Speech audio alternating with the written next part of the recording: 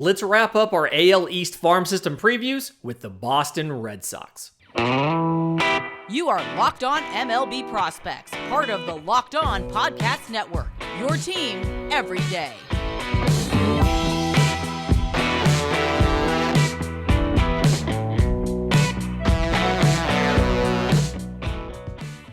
Yes, welcome on in to Locked On MLB Prospects, your home for all things minor league baseball. I'm your host, Lindsey Crosby, baseball writer and podcaster. Thank you for making this your first listen every single day. And as we've been doing all week this week, we're looking at the AL East farm systems, wrapping it up with the Boston Red Sox. 78 and 84 last year, and have had a interesting offseason.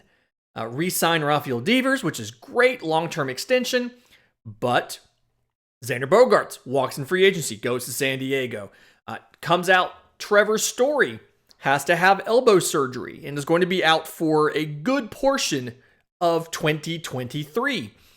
But you turn around and you sign Matsutaka Yoshida to play left field. Just an interesting, probably not the way you draw up this offseason, right?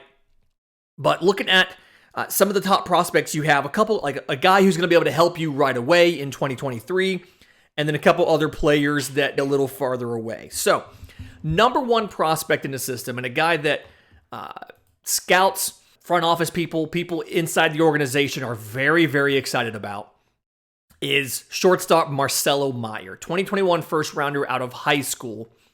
And really in an interesting scenario. So 6'3", 188 as far as size. Think he has a little bit of physical development left in there still. But there could be some issue with that because when you look at what he does, he's got 55s and 60s across the board for everywhere except for speed. He's already at a 40 speed. And so all the conversation about him sticking at shortstop and all the things that he does well at shortstop are kind of couched in the language of despite his range not being as great and despite his foot speed not being as great.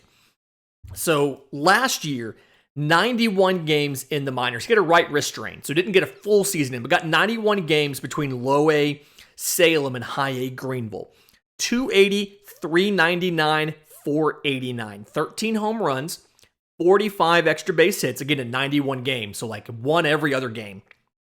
68 walks to 107 strikeouts, and a perfect 17-17 on stolen bases, which I know discussing below average foot speed and then saying perfect record on stolen bases doesn't seem to mesh, but you have to remember some of the pickoff restrictions and things like that were in place in the lower levels of the minors. It's not necessarily as difficult to steal as it is in the big leagues. But look, okay, so let's look at what he does well. Lefty swing, and it is absolutely gorgeous. It is a beautiful swing. I mean, you could put this in a video. I could see Fred McGriff introducing a video of this swing right now. Very good at adjusting to get a pitch no matter where it is in the strike zone. And does a really good job at putting the ball in the air to left field, which obviously in Boston is kind of a big deal because anything you hit off the monster is pretty much an automatic double, right? And then when he does pull a ball, it's a tank. And so I see a scenario where Marcelo Mayer, when he finally gets to Boston, can be a guy that hits a bunch of doubles, whether it's high off the monster in the alley, things like that, and then get you 20 plus home runs, a lot of those being pulled just inside the pesky pole down the short distance down the right field line. Sick walk rate about 16%, which you like that. Strikeout rate about 25%. A lot of those strikeouts come because of swing and miss on pitches below the zone. A little bit higher than you'd like. Obviously, you want to give him a little bit of time to get back through that. And some of that started off slow in high A Greenville. First 20 games, he batted like right around 200. And then after that, it was something nuts, like 452, 553, 710 to close it out. The walk rate is good because he has good pitch recognition and good swing decision. So he's not doing a lot of chase out of the zone, but when he is going for lower pitches, he's swinging and missing. Part of that is the longer levers, being 6'3". Part of that is just a little bit of youth and inexperience with some of these professional pitches, especially your vertical breaking pitches, knowing exactly what they're going to do. Again, the foot speed gives you a little bit of concern about will he outgrow shortstop or not. As of now, the clock is really good. The instincts, timing, the hands, the arm, plus arm, accurate, all of that stuff leads you to think, especially with no shifts in place, that he has a chance of sticking it short, but I do like him better as a plus fielder at third base versus some sort of average to above average at short. Number 2 prospect in the system, and a guy that you're going to see in the bigs this year, is Tristan Casas, 2018 first rounder out of high school, and he is a big boy, 6'5", 245.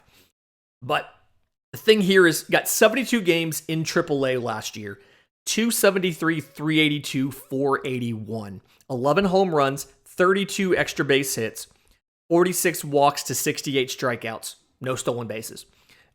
Got a little bit of time to close the year in the bigs. Batting average wasn't great, right? So 27 games, he batted 197. But even despite the batting average being so low, on base of 358, slugging of 408, 5 home runs, 6 total extra base hits, 19 walks to 23 strikeouts, and 1 of 1 on stolen bases. So the thing to know about the offense of Tristan Casas is he can generate some pretty good bat speed because he's got those long levers. He has a very unique approach. I'm not saying unique, but not typical approach to batting where he focuses on getting on base. And so you'll see a lot of stuff where 2 strikes, you'll see his stance get wider, you'll see him choke up on the bat a lot, stand a little more upright in the box, and looking to make contact and get on base versus always going for a home run. Not a 3 true outcomes guy, just has very good plate discipline, doesn't chase a bunch, doesn't run a lot. And you saw, like, even in the bigs, 20% walk rate. And the power was real, both pulled and opposite field. Being a lefty, obviously his power, he can put power both on the short porch and right, as well as towards the monster and left, but showed power to all fields. I am a little worried about platooning, about are you going to have to platoon him against a lefty? But some of his at-bats later in the year in the bigs weren't that bad as far as like the actual mechanics of the at-bat versus lefties. So I think there's some potential there. Speed is pretty low, probably a 30 on the scale, but he can do all of the stuff you need to do at first base. He can make the picks.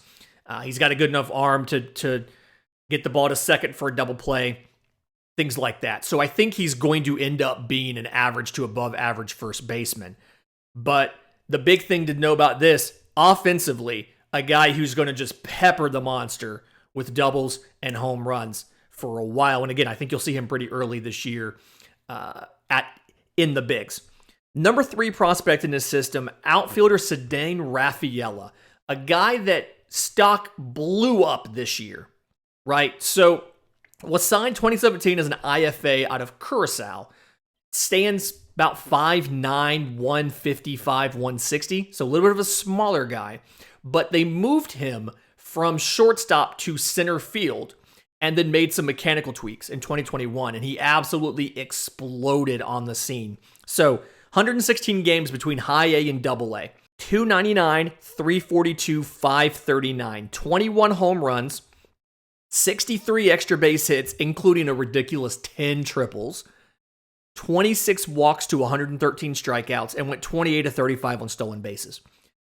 Defensively, I think he's probably a 70 grade defender in center field. He's a plus defender at shortstop. You can plug him in at shortstop and get plus defense, but I think he's a 70 grade defender in center field. The arm is plus. He gets really good jumps. The reads, routes, reactions are just phenomenal on Ceddanne Rafaela. It's very impressive to watch. Offensively, it's a very It's a very aggressive approach. He's up there to swing. He's up there to make contact and get on base. Now, he's not going to walk a ton, but he's got very good hand-eye coordination, and he makes contact with a lot of balls. That's why you saw the batting average at 299, but the on-base at only 342. He's not really here to walk, but he's so good at making contact that even if it's a bad ball, he can get contact with it, and he's got enough speed to beat it out and get on base. I would like to see the swing decisions get a little bit better so he can find something that he can barrel versus just making contact on a somewhat suboptimal pitch to hit. But in the meantime, I still think he's got at least average power, especially out of that size of a frame. You love that. And so the future for Ceddanne Rafaela, because the defense is so good, it gives him a high floor of a defensively oriented center fielder or a super utility guy who can play center as well as short and by extension second and third.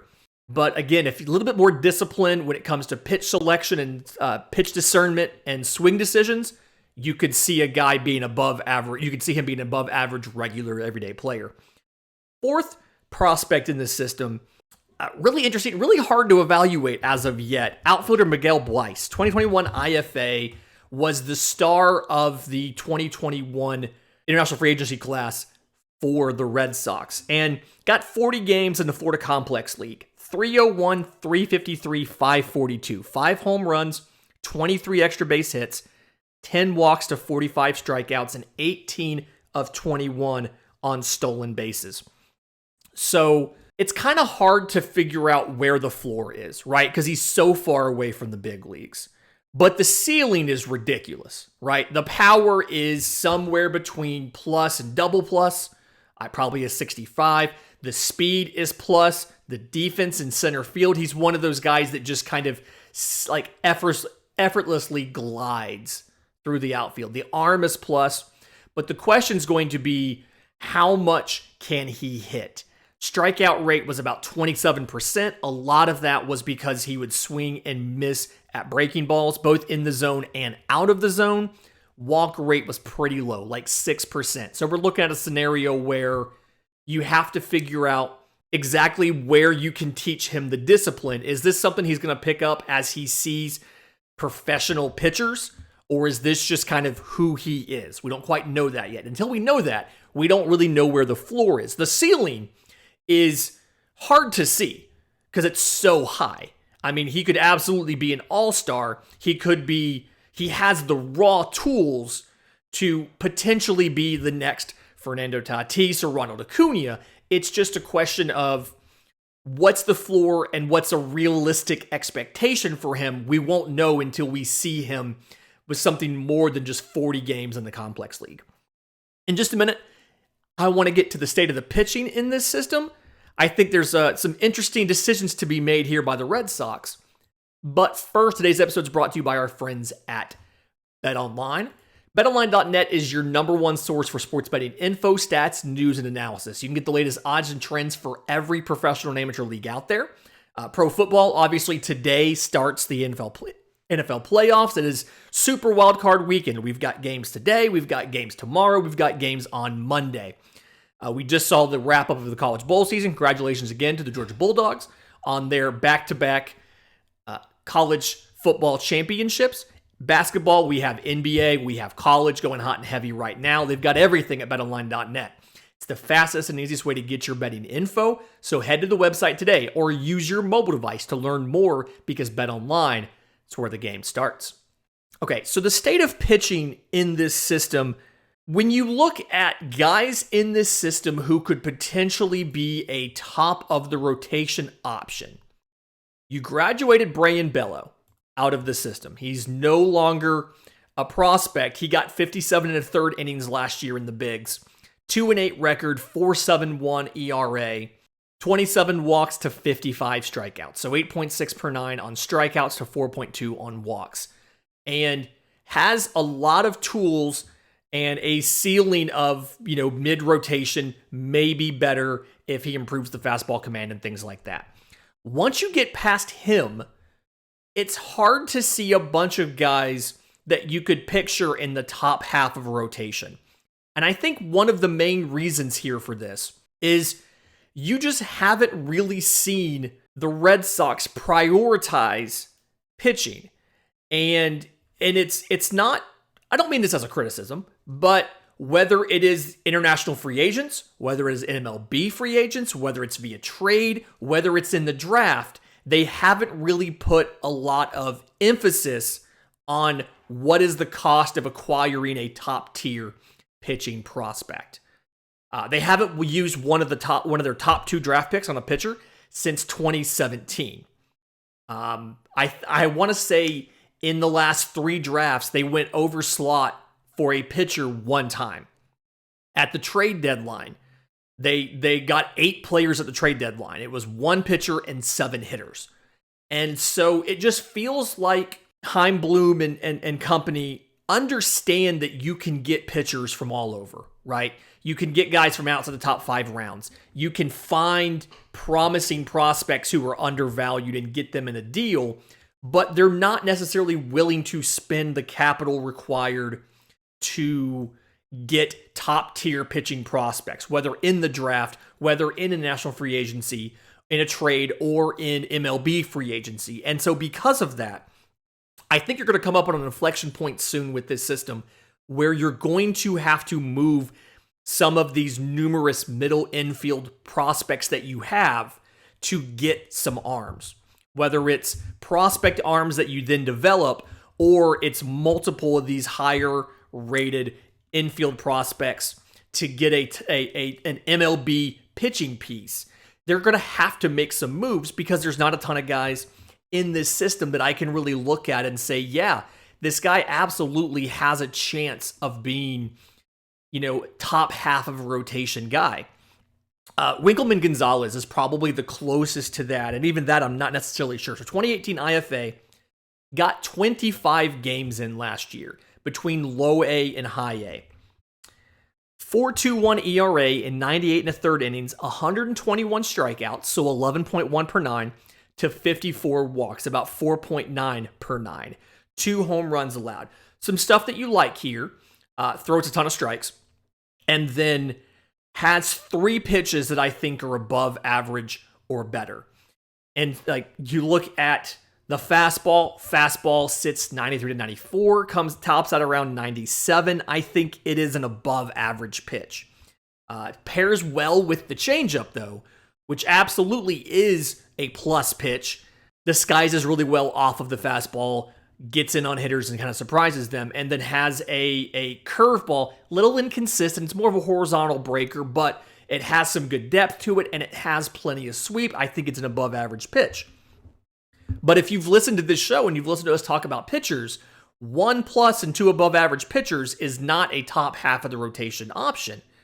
So even a guy like him who seems like he's promising, you have to kind of project out more growth, more improvement to see a possibility of hitting a top half of the rotation guy. So it's an interesting scenario. Again, I do think you have to make a decision at some point in time. When do you start moving out prospects to acquire pitching? Because even if at this point, even if you go out and you draft pitching, or if you get pitching via IFA, it's going to take them too long to get to the picks. In just a minute, I want to get to some superlatives for this system. But first, today's episode is brought to you by our friends at Built Bar. If you're looking for a delicious treat, but you don't want all of the fat and the calories, you've got to try a Built Bar. We just got through the holidays. My goal has been eat a little healthier, be a little more physically active. And if you want to eat healthier, but you don't want to compromise taste, Built Bar is the thing for you. All Built Bars are covered 100% real chocolate. The flavors are fantastic. I love the churro. It's my favorite. Peanut butter brownie is right up there with it. I love both of those flavors. They got other flavors, cookies and cream, coconut puff, coconut almond, things like that. And I'm not really sure how this works, but these things taste good. They taste like candy bars, but they're good for you. All Built Bars are only 130 calories, 4 grams of sugar, 17 grams of protein. And you don't have to go to Built.com and wait for shipping to get a box. You can go to Walmart or Sam's Club. So go to Walmart, go walk to the pharmacy section, and get a 4-bar box of cookies and cream, of double chocolate or of coconut puff. Or if you're close to Sam's Club, you can run in and grab a 13-bar box of brownie batter and churro. So Walmart 4-bar box, Sam's Club 13-bar box. Everything else is at built.com.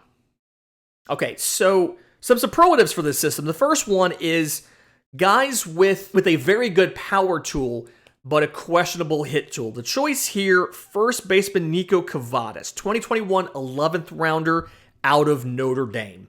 He hit so well in the lower minors. So in 2022, for a whole 120 games, 280, 443, 547, 26 home runs, 52 extra base hits. This is wild, okay? Reminder, 120 games, okay?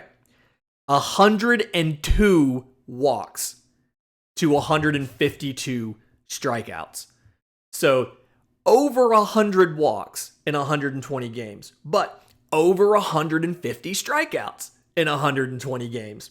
1 for 2 on stolen bases. And a lot of these numbers kind of skewed when he got to Double-A Portland. He got 24 games in Double-A Portland. And it was like 222, 370, 333. 2 home runs and 5 extra base hits. 16 walks to 40 strikeouts. So plus power, that is, somewhere 60, 65 grades, something like that. Very good swing decisions. Obviously, you can tell over 100 walks, he's good at getting on base. The issues here is the contact ability. I don't think the hit tool's any better than maybe 45 or so. And the exit velocities, like the raw power isn't like it's a 70 grade raw power. It's good. It's significantly above average, but it's not like elite or double plus or anything like that. He's just very good at making solid contact, getting an optimal swing for that pitch and putting as much on it as he can muster. And so I think he's very much going to be a 3 true outcomes kind of player. He's either going to walk or strike out or hit a home run. That is going to be what Nico Kavadas does. And he's going to have to do that because defensively, he's limited to first base. And we talked about earlier, Tristan Casas is going to be your first baseman at some point in time in 2023. And so he's going to have to be an on-base and hitting machine to get DH run because your first base is taken up by a top 100 prospect in all of baseball for the next decade. The breakout pitcher in this system, the guy that I like for this, Luis Perales. 2019 IFA, got 13 games in last year between rookie ball and low A. So we're projecting a bit because rookie ball's a little bit different. But at age 19, 11 starts, 1.77 ERA in 35 2/3 innings. 50 strikeouts, so 12.6 per 9, to 20 walks, 5 walks per 9. Not great. 1 home run allowed. A couple things to know about here is one, the team was managing his innings. So they limited him to 3 innings per start. And that's part of the reason why you see 14 games, 12 of those being starts, 35 2/3 innings. But the actual stuff, I like this stuff. The fastball is a plus fastball, sits somewhere between 95 and 98. He can touch 99, probably 100 with it after this fall. Does really well up in the zone. The curveball is a plus pitch as well, sits around the mid-80s. And then the changeup is above average in the middle to upper 80s. So you've got 3 different speeds, upper 90s, upper 80s, middle 80s. You've got 3 different movements on the fastball, the curveball, and the change. He can throw all of them for strikes. They all miss bats. They're all good pitches. And so you combine all of this up, and you have a guy who, if he can get a little more consistency with his delivery to keep the command, I think it's part of the reason you see the walks get so high. And some of that was 11 walks and 10 innings in Salem in low A. But if you can work on the delivery and the consistency of the delivery, and then do the physical development to show that you can handle the workload, because they've had you on innings restrictions, and he's only 6'1", 170 right now, so you've got room to do that, then I absolutely like Luis Perales as a guy who can break out this year and get, at the end of last year, a lot of places didn't even have him in the top 30. I think he should probably be in the top half of the top 30. So a top 15 prospect in this system. And my predictions by the end of the year, provided he stays healthy, you'll see that. Speaking of being healthy, the guy who needs to stay healthy, to me, is Brandon Walter. So 2019 26th rounder out of Delaware. And the thing here, the issue here is he had Tommy John in college. And so part of the reason why he lasted until the 26th round from Delaware. And then last year got cut short because of a bulging cervical disc that came up in July. And so he's 25 years old. He's 26 years old. And he has a career 180 innings in the Bigs. Because 2019 obviously didn't get a lot of stuff in after the draft, lost 2020, and then had a limited 2022. So he needs reps. He needs to stay healthy to get innings. But last year, in 11 games started in 57 2/3 innings before he got knocked out of the rotation there in Worcester with the neck injury, 3.59 ERA, 75 strikeouts, so 11.7 per nine, to 7 walks, 1.1 walk per nine. Just ridiculous numbers. 50 innings at AA Portland, 68 strikeouts to 3 walks. I mean, the stuff is there. And for a lefty, the actual tools aren't that necessarily that impressive in a vacuum. So the two-seamer sits around 90, can touch 94. It had better velo in 21 than it did in 22, so I'm curious to see if the injury affected that or what it may have been. But really, really effective down in the zone. Gets tons of grounders, tons of swings and misses, guys rolling over it. The slider is a 70 grade slider. Tons of sweep. It can literally, it can start in your batter's box and finish in the other batter's box. We're talking like more than a foot of horizontal break. It is a phenomenal slider. Changeup above average, good depth to it, good fade to it, provided he can stay healthy, and then especially if some of the velocity comes back as he gets away from that injury, I could absolutely see Brandon Walter being a guy that is able to contribute for you in Boston this year. A lot of teams like to know that they have a good 9 or 10 or 11 guys that can take starts during the regular season. Brandon Walter, to me, looks like he could do that. But again, 180 career innings. He's 26 years old. We just don't know, can he handle a starter's workload because he's had such limited time and hasn't had a full season other than 2021 where he still didn't break 100 innings. Fantastic week this week. Reminder, if you have questions for the mailbag, I'm on Twitter at Crosby Baseball. Show's on Twitter at Locked On Farm. You can email us, lockedonmlbprospects@gmail.com, or drop your questions in the Locked On MLB Prospects Discord. Link is in the episode description. Link is in the show notes. Just a community of baseball fans talking all things minor league baseball, farm systems, robo-ops, trading cards, all of that kind of stuff. Enjoy your weekend, and until Monday, this has been Locked On MLB Prospects.